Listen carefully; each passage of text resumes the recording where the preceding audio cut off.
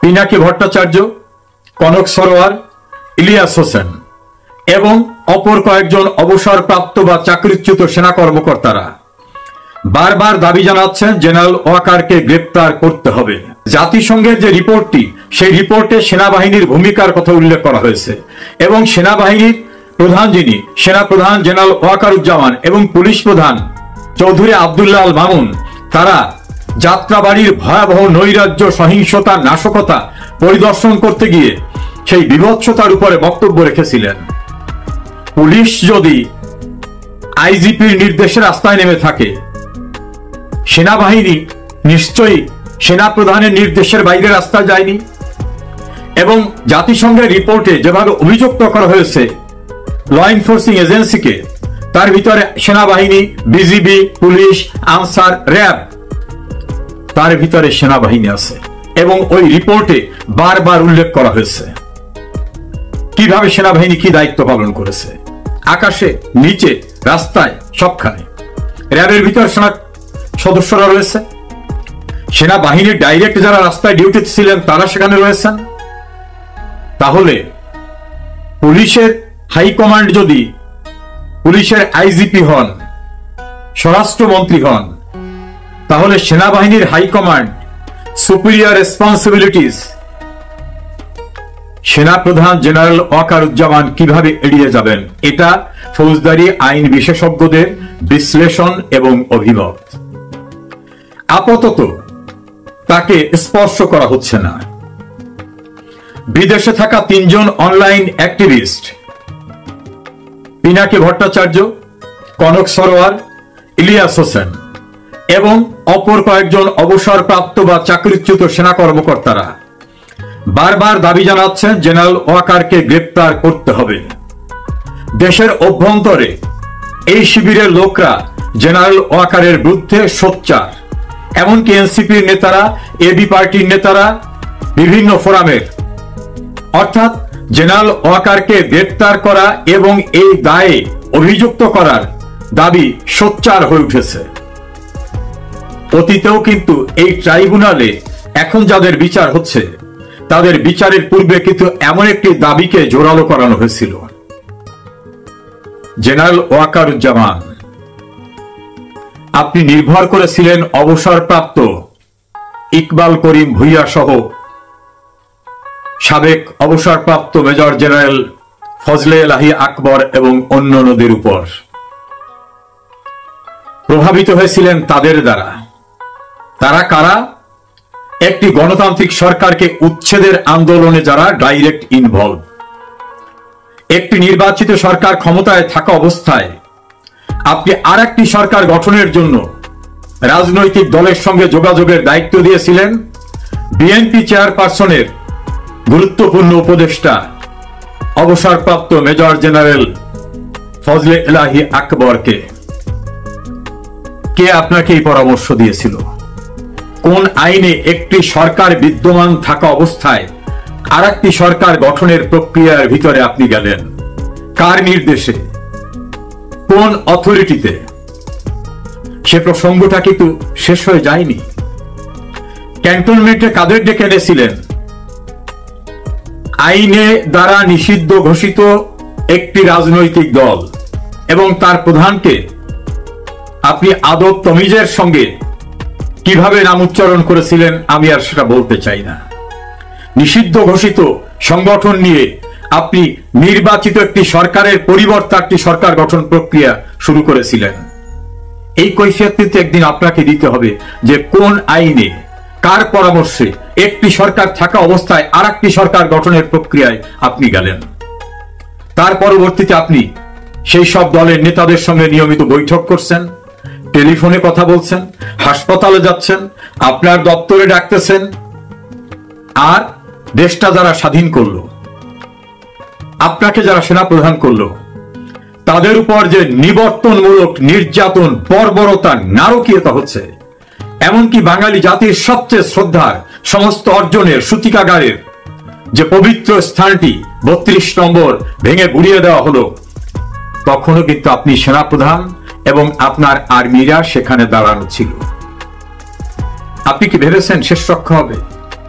আমি যদি chief prosecutor advocate Tajul ইসলামের আর্গুমেন্টকে মূল্যায়ন করি, তিনি বলেছেন যে কোনো অপরাধের দায় শুধু যিনি অপরাধ করছেন তার না, তার সুপিরিয়র অথরিটি যারা ছিলেন, সুপিরিয়র রেসপন্সিবিলিটিস যার আছে, সেখান থেকে আপনার কি পরিত্রাণ হবে? আমার তো মনে হয় ওরা আপনাকে পরিত্রাণ দেবে না। আমার শুধু না, অনেকেরই আশঙ্কা, সে আশঙ্কার সঙ্গে আমি একমত। কারণ বাংলাদেশের ইতিহাসে না, ভারত উপমহাদেশের ইতিহাসে একসঙ্গে এতগুলি জেনারেলকে একটি সিভিল কোর্ট বা একটা অন্যরকম একটা কোর্ট যেটা আর্মির বাইরে, সেই কোর্টের থেকে গ্রেপ্তারি পরোয়ানা জারি করা হয়। গ্রেপ্তারি পরোয়ানা পৌঁছাবার পূর্বে তাদেরকে গুটিয়ে নিয়ে এসে হেফাজতে আটকালেন। ততক্ষণ পর্যন্ত কোনো কাগজই আপনারা পাননি। কি হতে যাচ্ছে? আপনি সেনাপ্রধান হিসাবে কোথায় নিয়ে যাচ্ছেন বাংলাদেশকে? কোথায় নিয়ে যাচ্ছেন সেনাবাহিনীকে? আপনি কি কারো ফাঁদে পা দিয়েছেন? এমন প্রশ্ন কিন্তু অনেকের। জেনারেল ওয়াকারুজ্জামান, আপনি নিঃসন্দেহে একজন ভদ্রলোক, আপনি একজন সৎ মানুষ, আপনি একজন নামাজি মানুষ, কিন্তু সংবিধান সম্মত যে শপথ আপনি নিয়েছিলেন, জীবনের বিনিময়ে হলেও আপনি রাষ্ট্রপতি, সংবিধান এবং বাংলাদেশকে রক্ষা করবেন। তো সংবিধান তো একটা বই আর কাগজ না, সাংবিধানিক বিধি ব্যবস্থা রক্ষা করবেন। সাংবিধানিকভাবে নির্বাচিত সরকারকে আপনি রক্ষা করায় ভূমিকা রেখেছিলেন? বাংলাদেশকে রক্ষা করায় কি আপনার ভূমিকা আছে? রাষ্ট্রপতিকে যেভাবে হেনস্থা করা হচ্ছে সেটা রক্ষায় কি কোনো ভূমিকা দৃশ্যমান?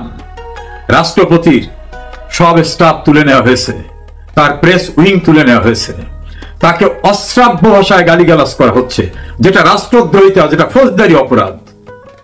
আপনাকে, আপনার ডিজিএফআই কে, ক্যান্টনমেন্টকে গালিগালাজ করা হচ্ছে। আপনি কি সেখানে দায়িত্ব পালন করছেন? আপনি কি শপথ রক্ষা করছেন যে আমি প্রয়োজনে জীবনের বিনিময়ে বাংলাদেশের রাষ্ট্রপতি, বাংলাদেশের সংবিধান রক্ষা করব? আপনার নিয়োগকর্তা যারা, আপনি কি তাদের সাংবিধানিক যে প্রোটেকশন দেওয়ার কথা সেটা দিয়েছিলেন? অনেকেরই ধারণা ধীরে ধীরে আপনার জন্য সময় তৈরি করছে এই যারা এখন সুপিরিয়র রেসপন্সিবিলিটিজ এর অভিযোগে পুলিশের আইজিপি, স্বরাষ্ট্রমন্ত্রী, প্রধানমন্ত্রীকে অভিযুক্ত করে বিচার করছেন। আর্মি যারা রাস্তায় ছিল তাদের সুপিরিয়র অথরিটি হিসাবে আপনাকে ডাকবে, সে সময় বোধহয় খুব দূরে না। 2024 সালের জুলাই আগস্টে বাংলাদেশে যে ভয়াবহ সহিংসতা, অরাজকতা, নৈরাজ্য, বীভৎস অবস্থা, পুলিশ হত্যা, সাধারণ মানুষ হত্যা, সরকারি প্রতিষ্ঠান পুড়িয়ে দেওয়া, ধ্বংস করে দেওয়া, লুণ্ঠন করা, গণভবন লুণ্ঠন, সংসদ ভবন লুণ্ঠনের যে ভয়ঙ্কর ঘটনা, সেই ঘটনাকে মানবতা বিরোধী অপরাধ হিসাবে গণ্য করে বাংলাদেশের আইসিটি ট্রাইব্যুনালে একটি বিচার চলছে। সেই বিচারের একটি অংশ নিয়ে আপনাদের সঙ্গে কথা বলবো। ওই আন্দোলনকে, ওই সহিংস আন্দোলনকে মানবতা বিরোধী অপরাধ সংগঠিত হওয়ার ঘটনা হিসেবে উল্লেখ করে একটা বিচার চলছে। বাংলাদেশের নির্বাচিত প্রধানমন্ত্রী শেখ হাসিনা, স্বরাষ্ট্রমন্ত্রী বীর মুক্তিযোদ্ধা জনাব আসাদুজ্জামান কামাল, মহাপুলিশ পরিদর্শক চৌধুরী আব্দুল্লাহ আল মামুন, এই তিনজনের বিচার চলছে। বিচার প্রায় শেষ প্রান্তে। চৌধুরী আব্দুল্লাহ আল মামুনকে বুঝিয়ে শুনিয়ে, প্রলোভন দেখিয়ে, নির্যাতনের মুখে রাজসাক্ষী করা হয়েছে। তিনি বিভিন্ন স্টেটমেন্ট দিয়ে নিজেকে রক্ষা করার চেষ্টা করছেন।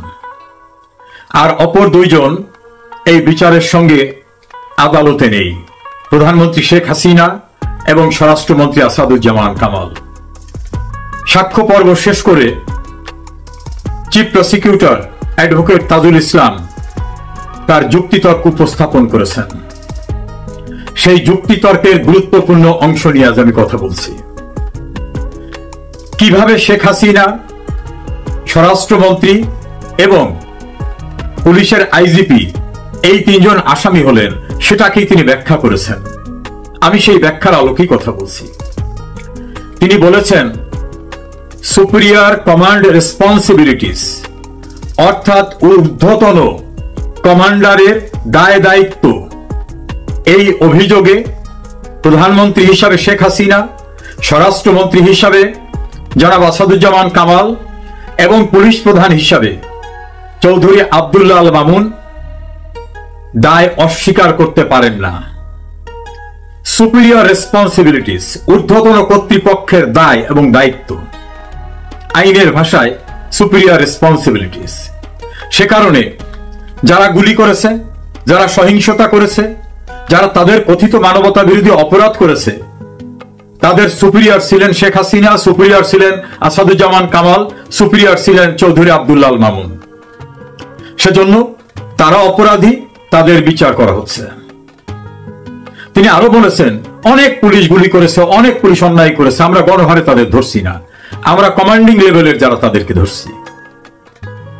প্রশ্নটা এখানেই, প্রধানমন্ত্রী কমান্ড দিয়েছেন কিনা, স্বরাষ্ট্রমন্ত্রী দিয়েছেন কিনা, সেটা অনেক আলোচনা, অনেক বিবেচনার বিষয়। কারণ পুলিশের কে কোথায় কি দায়িত্ব পালন করবেন এটা কারো কমান্ড দেওয়ার কোনো আবশ্যকতা নাই, আইনে আছে এবং তাদের উপর দায়িত্ব দেওয়া আছে। কিন্তু প্রাসঙ্গিক বিষয়টা হচ্ছে সেনাবাহিনী রাস্তায় দায়িত্ব ছিল ওই সহিংসতাকালীন সময়ে।